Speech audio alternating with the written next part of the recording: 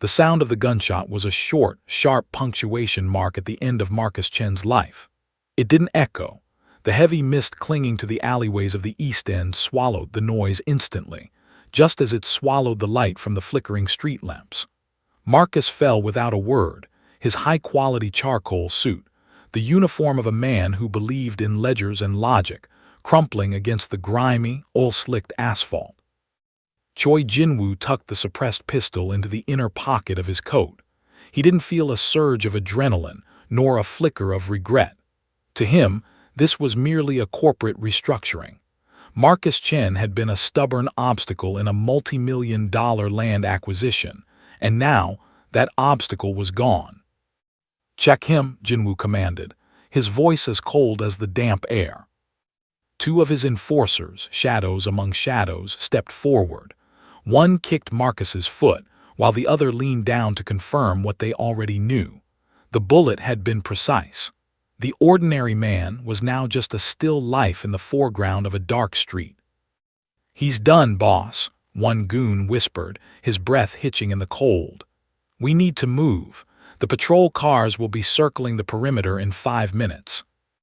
Jin-Woo nodded, his eyes lingering for a fraction of a second on the fatal wound on Marcus's forehead, the anchor of the scene. He turned on his heel, his expensive leather boots clicking rhythmically as he led the sprint into the deepening fog. They moved like a pack of wolves, frantic and efficient, weaving through the labyrinthine corridors of the city's industrial heart. But as they ran, the geography of the East End began to warp. The mist didn't just thicken, it turned a luminous, sickly white, glowing with an internal light that cast no shadows. The sound of his goons, heavy breathing and the scuff of their boots began to drift away, sounding miles distant even though they were only feet behind him. Jin-Woo pushed faster, his lungs burning, his mind focused on the black sedan waiting at the end of the block. He rounded the corner of a brick warehouse, but the street didn't open up. Instead, the fog rose like a wall. Jin-Woo skidded to a halt, his heart suddenly stuttering. He looked up, searching for the fire escapes or the moon to orient himself, but the sky was gone. In its place, looming through the white veil, were 3 faces. They were massive, spanning the width of the alley, hovering like pale, judgmental moons. They were identical. They were Marcus Chen. The faces didn't scream. They didn't bleed. They were captured in a state of intense, focused calm, their eyes fixed directly on Jin-Woo with the weight of 1,000 suns. The triple gaze was suffocating, a cold, ethereal presence that suggested Marcus had not been removed from the world, but had instead expanded to fill it. Jin-Woo felt a primal chill crawl up his spine. He looked back at his goons, but they were gone, replaced by the swirling white void. He was alone. Above him, the 3 versions of the man he had just murdered watched his every move, their expressions never shifting. He realized then that the alley had no exit. He had ordered a death sentence for a civilian, thinking it was the end of a transaction. But as the 3 faces of Marcus Chen descended slowly through the mist, Jin-Woo understood the terrifying irony.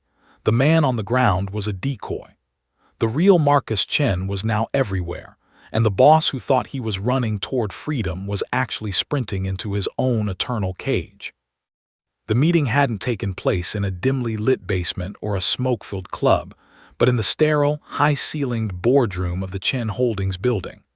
Marcus Chen had sat across from Choi Jin-Woo, not as a gangster, but as a man who believed that the rule of law was a shield. He had pushed a folder back across the polished mahogany table, his expression one of quiet, immovable resolve. "My family has owned this land for 3 generations, Mr. Choi," Marcus had said, his voice steady. "It isn't for sale, and certainly not to a shell company with your reputation. Some things are more valuable than a payout." Jin-Woo had merely tilted his head, watching the businessman with the detached curiosity of a scientist observing an insect. To Jin-Woo, the world was a series of equations, and Marcus Chen was a variable that refused to align. He didn't see a man with a legacy. He saw a glitch in the system. He hadn't raised his voice or made a threat. He had simply stood up, straightened his silk tie, and walked out, leaving a silence in the room that felt like the drop in pressure before a storm. The execution was scheduled for 3 hours later. The setting was a desolate stretch of the East End, a place where the city's infrastructure groaned under the weight of neglect. Marcus had been intercepted on his way home, his car forced into a dead-end alley by 2 black SUVs. There was no theatricality to it. There were no long speeches about power or territory. Jin-Woo stepped out of the lead vehicle, the mist already beginning to swirl around his ankles like a living thing. He watched as his enforcers dragged Marcus from his car. The businessman's charcoal suit was rumpled now, his glasses lost in the scuffle, but that intense, focused calm remained etched on his face. Even as he was forced to his knees on the damp pavement, Marcus didn't beg. He looked up at Jin-Woo, his eyes searching the boss's face for a shred of humanity and finding only a polished void. "You think this settles it," Marcus said, his voice a low rasp against the hum of the city in the distance. "But you can't kill a debt like this, Jin-Woo. You're opening a door you won't be able to close." Jin-Woo looked down at him, his silhouette sharp against the white fog. He reached into his coat and produced the suppressed pistol, the metal cold and indifferent in his grip. He didn't care about doors or debts. He cared about the land, the power, and the absolute removal of dissent. "The world is for those who take it, Marcus," Jin-Woo replied, his tone almost conversational. "And you have spent too long holding onto things that no longer belong to you." The goons stepped back, their shadows lengthening against the brick walls. Jin-Woo raised the weapon, the red dot of the laser sight dancing across Marcus's forehead, settling right between those calm, observant eyes. Marcus didn't flinch. He didn't blink. He simply stared at Jin-Woo, a witness to his own ending, as if he were recording the moment for a higher court. "Do it," Jin-Woo commanded himself, though the only sound was the click of his own tongue against the roof of his mouth. He squeezed the trigger. The muffled thud was the only answer the alley gave. Marcus Chen's body slumped forward, a silent anchor dropped into the dark. Jin-Woo stood over him for a moment, watching the life drain into the cracks of the asphalt. It was over. The variable was deleted. He turned his back on the body, signaling his men to retreat, convinced that he was walking away from a closed chapter. He didn't realize that by extinguishing the man, he had ignited the ghost. The retreat was meant to be a choreographed disappearance. In the geography of the East End, Choi Jin-Woo knew every blind spot, every rusted fire escape, and every shortcut that bypassed the main thoroughfares. He moved with the practiced ease of a predator returning to the tall grass, his 2 enforcers trailing him like shadows. But as they crossed the threshold of the alleyway, the atmosphere didn't just change, it curdled. The fog that had been a light drizzle moments ago suddenly surged. It was thick, opaque, and unnaturally white, a blinding, milk-colored wall that seemed to possess a physical weight. It didn't drift with the wind. It stayed suspended, chilling the skin and muffling the sound of their footsteps until the world felt padded in cotton. "Boss, I can't see the exit," one of the goons, a man named Min-Ho, muttered. His voice sounded thin, as if the mist were filtering the vibration right out of his throat. "Keep moving," Jin-Woo snapped, though his own internal compass was starting to spin. "The warehouse is only 50 yards ahead. Follow the wall." They pressed on, hands grazing the damp, rough brick of the buildings, but the wall didn't end. By Jin-Woo's mental map, they should have reached the intersection of 4th and Main minutes ago. Instead, the alley seemed to stretch, the brickwork becoming a monotonous, infinite corridor. The silence was the worst part. There were no distant sirens, no hum of city traffic, no scurrying of rats. There was only the sound of 3 men breathing, and then there were only 2. Jin-Woo stopped. He turned around, squinting into the white void. Min-Ho. Only one silhouette stood behind him. The other enforcer, a hulking man who had been at Jin-Woo's side for 5 years, was gone. No shout, no struggle, just an absence where a person had been. "Where is he?" the remaining goon whispered, his eyes darting frantically. "He probably took a wrong turn in the soup," Jin-Woo said, though the lie tasted like copper in his mouth. "Stay close. Don't let go of my coat." They accelerated into a jog, then a sprint. The fog began to glow with a faint, pulsing luminescence, making the shadows of the fire escapes above look like skeletal fingers reaching down. Every time Jin-Woo looked up, the mist seemed to be coiling into shapes, unfamiliar, yet hauntingly recognizable.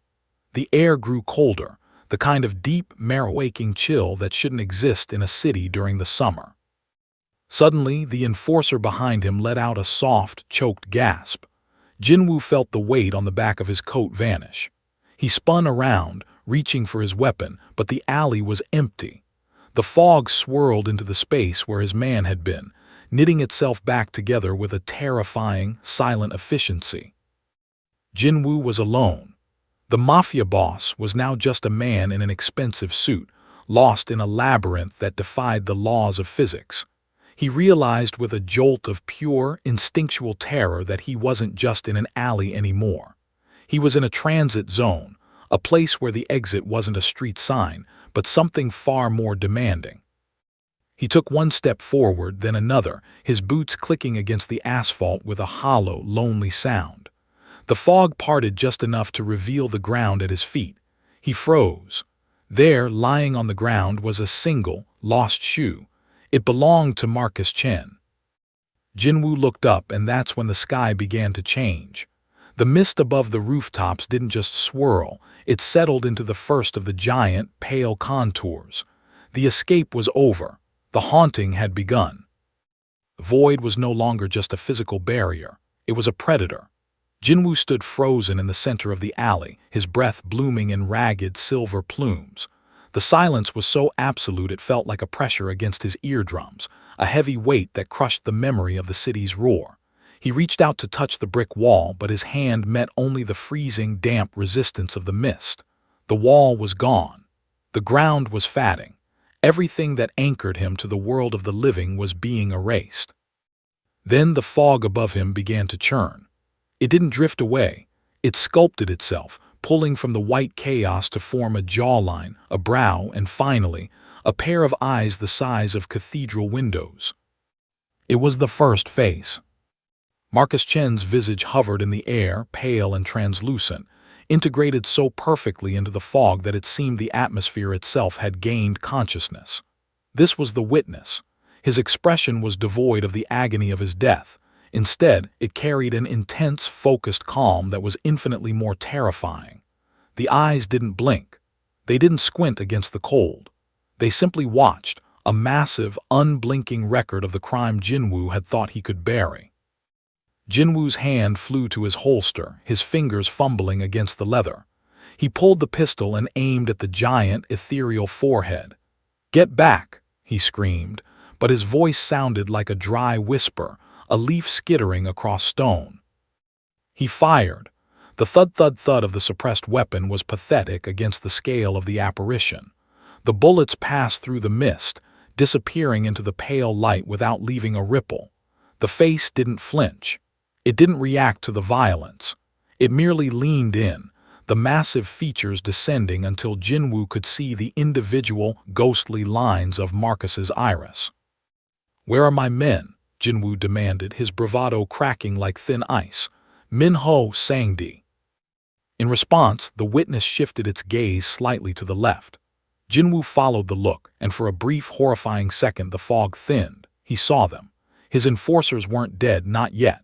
They were suspended in the mist like insects in amber, their faces twisted in silent, frozen screams.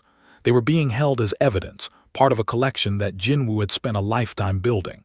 Then, as quickly as they appeared, the fog swallowed them again, and the sound of their names died in Jin-Woo's throat. The first face was the realization that there are no secrets in the dark. Every bribe, every broken bone, every life Jin-Woo had snuffed out to build his empire was being reflected back at him in those giant, judgmental eyes. He realized he wasn't being hunted. He was being observed. He was a specimen under a microscope, and the witness was settling in for a very long look. Panic, a sensation he hadn't felt since he was a child in the slums, finally overrode his training. Jin-Woo turned and ran. He didn't care about direction. He didn't care about the black sedan or the land acquisition. He ran to escape the gaze, but as he moved, he felt the heavy, silent weight of the face moving with him, staying perfectly centered above his head. No matter how fast he sprinted, the witness remained, a pale sun in a dead sky. Ensuring that, for the first time in his life, the Mafia boss had nowhere to hide. The sprint was a frantic, lung-burning exertion that yielded no progress. Every time Jin-Woo's boots struck the pavement, the sound felt dampened, as if he were running on thick velvet. He was a man accustomed to the world bending to his will, but here, the physics of power had been replaced by the physics of a nightmare. He skidded to a halt, his chest heaving, and reached into his pocket. His fingers, usually steady enough to handle a blade or a pen with surgical precision, were trembling as he pulled out his smartphone. The screen flickered to life, the harsh blue light cutting through the white haze like a beacon of the modern world.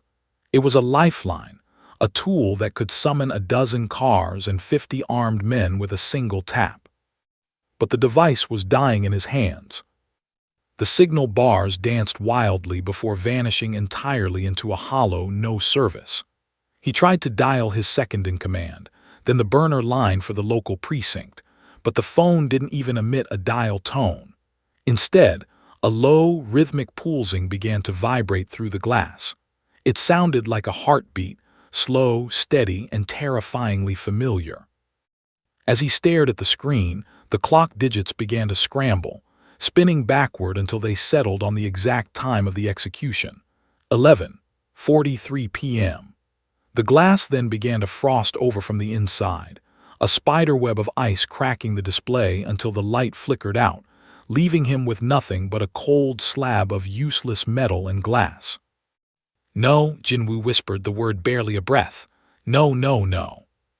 He dropped the dead phone into the mist and reached for his last vestige of authority, the pistol.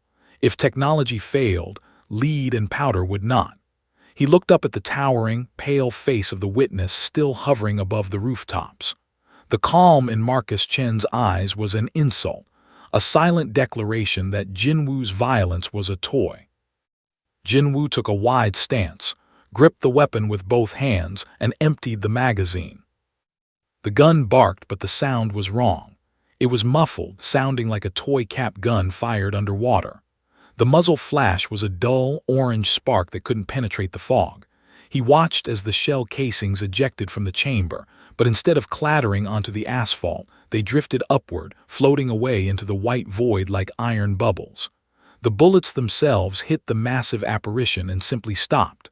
They didn't pass through. They didn't wound. They hung in the air, suspended inches from the giant, ghostly skin of Marcus Chen, before turning into fine, gray dust that rained down on Jin-Woo's shoulders. The realization hit him with the force of a physical blow. In this realm, the currency of the Mafia, fear, communication, and lethality, was bankrupt. He was a king with no kingdom, a hunter whose arrows had turned to smoke. The silence returned, deeper and more suffocating than before. It wasn't just an absence of noise. It was an active force, pressing against his lips, demanding he stop struggling. Jin-Woo looked at the empty weapon in his hand, then at the floating dust of his failed violence. He realized that for the first time in his adult life, he was truly, utterly powerless. And then the fog ahead began to ripple again. The witness wasn't going away, but it was no longer alone. A second shape was beginning to form in the mist, larger and more stern than the first. The judge was coming, and Jin-Woo had nothing left to defend himself with but a hollow heart. The transition was not a movement of the body, but a violent shift in the soul. As the mist curled and solidified, a second face emerged from the white void, positioned directly opposite the first. This was the judge. While the witness had been an observer of fact, the judge's expression was one of profound, agonizing clarity. Its eyes didn't just look at Jin-Woo, they looked through him, peeling back the layers of his justifications until only the raw, ugly truth remained. The air suddenly smelled of ozone and expensive charcoal wool. Jin-Woo gasped, but the air entering his lungs wasn't his own. The world tilted. The perspective shifted downward. He was no longer standing tall in his Italian leather boots. He was on his knees. The asphalt beneath him was no longer a distant floor, but a gritty, oil-stained reality pressing against his kneecaps. He felt the weight of a suit that wasn't his, the heavy, quality fabric of a man who worked for his legacy rather than stealing it. He looked up and his heart nearly stopped. Standing over him was a silhouette he knew all too well. It was himself. Jin-Woo was trapped inside the body of Marcus Chen in the final seconds of his life. He felt Marcus's pulse, steady, despite the terror, and the sharp, stinging cold of the East End wind on his face. He felt the phantom weight of a family history, the memories of 3 generations of Chens who had built a life on the very land Jin-Woo wanted to pave over. He felt the love Marcus had for a daughter he would never see graduate, and the quiet pride of a man who refused to blink in the face of a tyrant. Then he felt the laser. A tiny, burning pinprick of red light settled on the bridge of his nose. It was a cold, artificial heat. Jin-Woo tried to scream, to tell the version of himself standing above that he had changed his mind, that the land wasn't worth it, that the equation was wrong. But Marcus's throat would not obey. He was a passenger in a vessel bound for a wreck. He watched his own thumb settle on the hammer of the gun. He saw the void in his own eyes, that polished, soulless indifference he had always mistaken for strength. For the first time, he saw himself as the world saw him, not as a king, but as a hollow, predatory thing that brought only silence. The hammer fell. The sensation wasn't a thud from this side of the barrel. It was a white-hot roar that shattered the universe.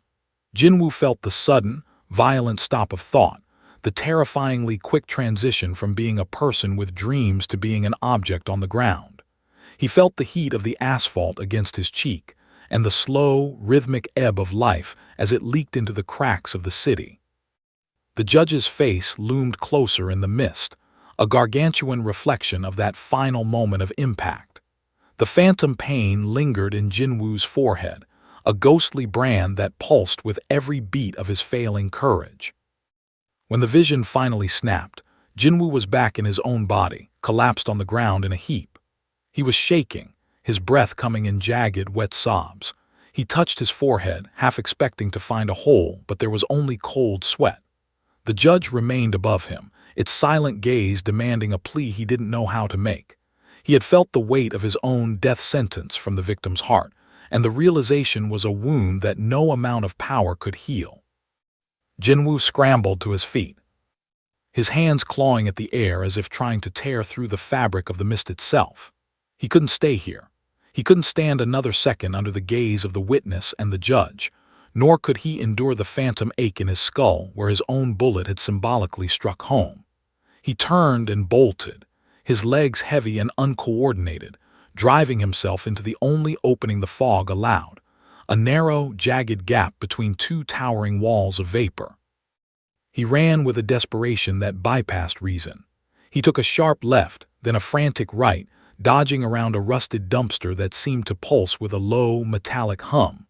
He counted his steps, trying to apply the logic of the grid system he had mastered as a young enforcer. 3 blocks north, 2 blocks east. That should have put him at the shipping docks. That should have brought him to the smell of salt and the sound of foghorns. But as he rounded the next corner, the fog thinned with a cruel, surgical precision. The asphalt ahead was stained. A body lay there, face down, the charcoal wool of the suit looking silver under the unnatural glow of the mist. It was Marcus Chen. Jin-Woo's boots skidded on the grit, his heart lurching into his throat.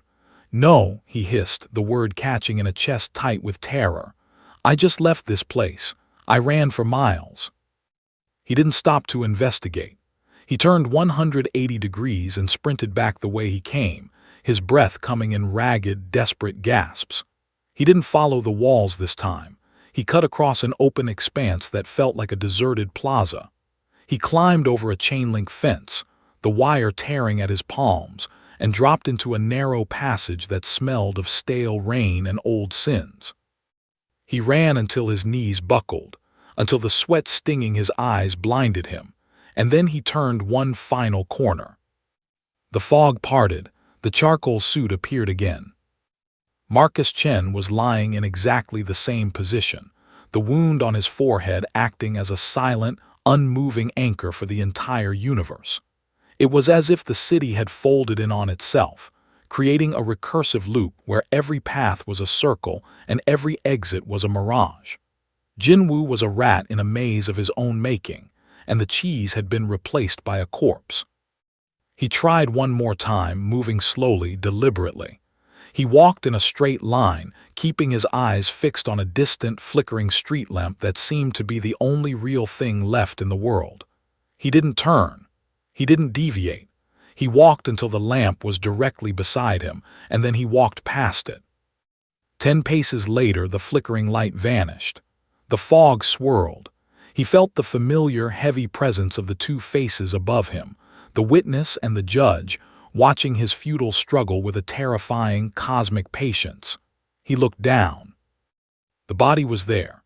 He had walked in a straight line for 10 minutes only to arrive back at the very spot where he had pulled the trigger. The ordinary man was no longer just a victim. He was the center of gravity. Jin-Woo realized with a sickening jolt that he wasn't lost in the East End anymore. He was lost in the moment of the murder. Time had stopped, space had collapsed, and the labyrinth was designed to ensure that the Mafia boss could never, ever look away from what he had done.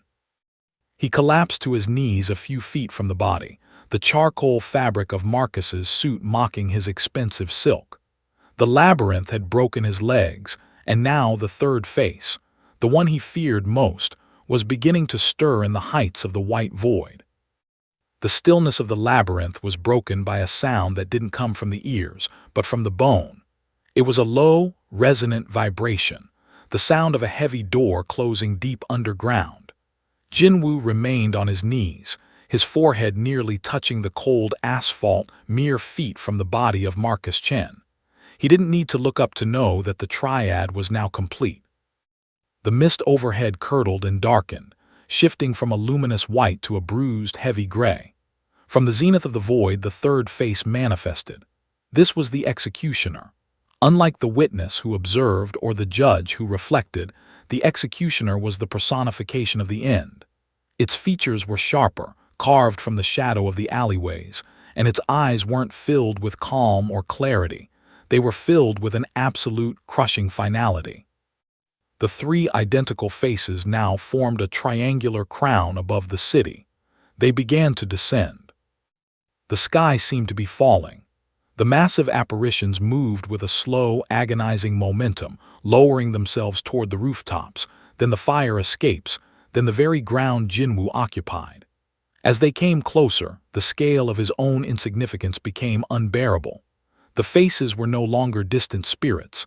They were atmospheric giants, their pale skin as vast as clouds, their silent breathing like the pressure of the deep ocean. The executioner's face loomed closest. Jin-Woo felt the air being squeezed out of the alley. The walls of the warehouses on either side began to groan and buckle under the sheer weight of the presence. Dust and mortar fell from the bricks, but instead of hitting the ground, the debris floated upward, drawn into the dark, swirling vortex of the executioner's gaze. "I did what I had to do," Jin-Woo screamed, his voice breaking into a jagged sob. "It was just business. It was just a piece of land." The executioner didn't answer with words. Instead, the pressure intensified. Jin-Woo felt his own reality beginning to fray at the edges. The expensive fabric of his coat began to unravel into gray smoke. The gold watch on his wrist melted into liquid light. Everything he had used to define his power, his wealth, his status, his physical reach, was being stripped away by the descending gravity of the third face. The three versions of Marcus Chen were closing in, a pincer movement of the soul. The witness watched the truth, the judge weighed the soul, and now the executioner was finalizing the space. Jin-Woo looked at the body on the ground, and for the first time, Marcus's charcoal suit seemed to glow with a blinding, righteous light. The faces were so close now that Jin-Woo could see nothing else. They were his horizon, his ceiling, and his walls. The one death sentence, was no longer a metaphorical concept or a threat for the future. It was the physical collapse of the world around him. He was being crushed by the weight of a man he had thought was beneath him. As the executioner's shadow finally touched his skin, Jin-Woo realized that the run was over. There was nowhere left for a mafia boss to exist in a world owned by the man he had murdered. The shadow of the executioner touched Jin-Woo's skin with the weight of an iron shroud. The pressure was no longer just a psychological burden. It was a physical force that ground his bones together and squeezed the air from his lungs. The three faces of Marcus Chen had descended so low that the sky was gone, replaced by a triptych of pale, colossal judgment. The world was shrinking, the alleyway narrowing until it felt like the barrel of the very gun Jin-Woo had fired. Something inside Jin-Woo snapped. It wasn't courage, but the frantic, mindless reflex of a cornered animal. He scrambled backward, his fingernails tearing against the asphalt, and then he lurched to his feet. He didn't look at the body. He didn't look at the sky. He looked only for a sliver of darkness, a crack in the white-and-gray wall of the apparitions. Seeing a thin vein of shadow between the judge and the executioner, he threw himself toward it. "I'm not dying here," he roared, though the sound was instantly swallowed by the humming silence of the mist. He broke into a sprint that surpassed anything he had ever done. His lungs screamed, and his heart felt as though it were trying to punch its way out of his chest, but he didn't slow. He ran past the same rusted dumpster, past the same flickering street lamp, and past the same brick warehouse. He expected the loop to reset. He expected to see the charcoal suit again, but this time the labyrinth was changing. The fog began to pull back, not into the sky but into the ground, revealing the truth of the one death sentence. As he ran, Jin-Woo saw names etched into the very pavement beneath his feet. They weren't Marcus's name. He saw the names of the rivals he had drowned, the underlings he had betrayed, and the families he had displaced. The alley wasn't a path to freedom. It was a ledger. And as he reached the final stretch, the mist cleared entirely from a single, polished slab of stone directly in his path. He tried to stop, but his momentum carried him forward until he was standing directly on top of it. He looked down, and the breath died in his throat. There, engraved in the cold, unforgiving stone, was his own name, Choi Jin-Woo. The realization hit him like a physical blow to the solar plexus. The death sentence he had issued earlier that night wasn't a command for Marcus Chen to die. It was a cosmic summons for himself. Marcus was merely the messenger, the witness who had to die so that he could become the mirror. The three faces above weren't just apparitions. They were the final committee overseeing his own transition. He wasn't running to escape a crime scene. He was running toward his own end. Jin-Woo looked back, and the alleyway he had just traversed was gone, replaced by a void of pure, silent white. He looked forward, and there was no black sedan, no city, no empire waiting for him. There was only the stone with his name on it and the three faces of the man he had murdered, now so close that their calm, cold breath stirred his hair. He had spent his life thinking he was the one who signed the warrants, the one who decided who lived and who faded into the fog. But as the executioner's eyes locked onto his, Jin-Woo realized the ultimate irony of his reign. A king can only rule the living. In the world of the mist, he was just another name on a list that had finally been called. He fell to his knees one last time, not out of prayer, but out of the sheer, crushing weight of knowing that the boss had finally run out of room. The first rays of dawn did not burst over the horizon. They bled into the east end like a slow, gray ink, dissolving the unnatural white of the mist. The transition was silent and surgical. One moment, the world was a suffocating triptych of pale, colossal faces, and the next, the fog was merely a morning dew, clinging to the brickwork and the rusted fire escapes of a waking city. The sound returned all at once. The distant, rhythmic pulse of a ship's horn, the low hum of early traffic, and the sharp, staccato wail of sirens closing in. Choi Jin-Woo remained on his knees in the center of the alley. His expensive charcoal suit was no longer a symbol of power, but a rag, soaked through with the cold sweat of a man who had seen behind the curtain of reality. His hands, the hands that had directed 1,000 lives with a flick of a finger, were pressed flat against the asphalt, trembling with a rhythmic, mechanical twitch. The black sedans of the local precinct skidded to a halt at the entrance of the alley, their blue and red lights dancing frantically against the damp walls. Officers spilled out, weapons drawn, shouting commands that would have once made Jin-Woo's lawyers scramble. But the Mafia boss didn't move. He didn't reach for a weapon, and he didn't try to invoke his name. He was no longer the man who lived by the rules of the street. Target in sight, hands in the air, do it now. The shouting was hollow noise to him. Jin-Woo's head was tilted back, his neck strained, his eyes wide and fixed on the empty sky. To the officers, the clouds were just a thinning gray layer of a typical Monday morning. To Jin-Woo, the sky was still a canvas. He could see them, faint like a watermark on the air, the three identical faces of Marcus Chen. They weren't looming anymore, they were integrated. They were in the shape of the clouds, the reflection in the puddles, and the curve of the horizon. Marcus Chen's expression had changed in the final second of the dawn. The intense, focused calm had softened into something far more devastating, a faint, knowing smile. It was the smile of a man who had achieved total omnipresence. Marcus didn't need to haunt a house or a grave. He had become the very atmosphere Jin-Woo was forced to breathe. As the officers tackled Jin-Woo to the ground, forcing his face against the gritty pavement, he didn't resist. Even with his cheek pressed into the oil-slicked stone, he rolled his eyes upward, searching for the unreachable witness. He was a broken man, a shell of the tyrant who had entered the alley hours before. The one death sentence had been served, but it hadn't taken his life, it had taken his peace. The handcuffs clicked shut, a cold and final sound, but Jin-Woo didn't feel the steel. He only felt the gaze.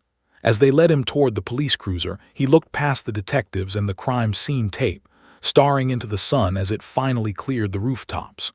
In the center of the light, for just a fraction of a second, the face of Marcus Chen appeared one last time, a silent guardian of the justice that technology and violence could never touch. The Mafia boss had run as far as a man could go, only to find that the man he killed was waiting for him at every finish line. Jin-Woo was caught, but as the door of the cruiser slammed shut, his eyes remained fixed on the sky, trapped forever in the smile of a ghost.